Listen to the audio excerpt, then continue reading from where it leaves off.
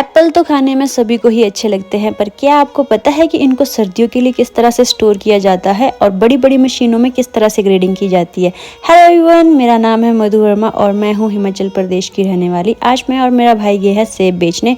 हमारे near by ही एक cold store है अदानी एग्री फ्रेश लिमिटेड का, जहाँ की सेब लिए जाते हैं और यहाँ पे गाड़ियाँ लगी है इस तरह से पिकअप में और क्रेट्स में सेब भर के लेके आते हैं। ये है मेरा भाई, मेरा कज़न है और हम लेके गए थे इसके सेब। और यहाँ पे देखना ना, कुछ इस तरह की हाईटेक मशीन्स थी जो कि मैंने तो पहली बार देखी, जिसमें कि इस तरह से ग्रेडिंग की जाती है एप्पल्स की और फिर इतनी बड़ी बड़ी क्रेट्स में एप्पल को स्टोर किया जाता है और साथ में ही ब्रशेस के थ्रू साफ़ किया जाता है।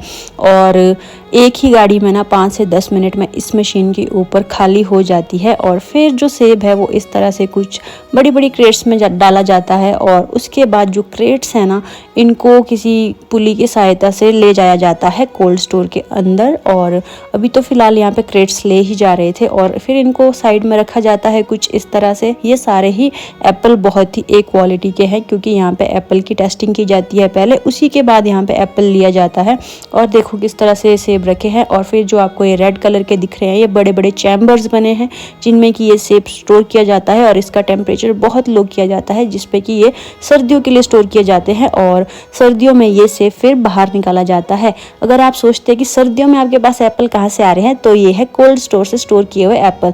फिर हम लोगों को लग रही थी भूख, क्योंकि हमारी टर्न अभी भी नहीं आई थी। फिर हम चले गए कुछ खाने और हम ये था कुछ हमारा खाना और उसके बाद हम वापस आ गए और फाइनली हमारी टर्न आ गई और हमने ये एप्पल वहाँ पे दे दिए। और इसके बाद जो क्रेट्स है कुछ इस तरह से उल्टी की जाती है मशीन्स के थ्रू ही। तो यहाँ पे हम सेब बेच के हो गए थे फ्री और ये देख रहे हो हमारी खुशी, हम खुशी खुशी वापस घर आ गए। Thank you for watching.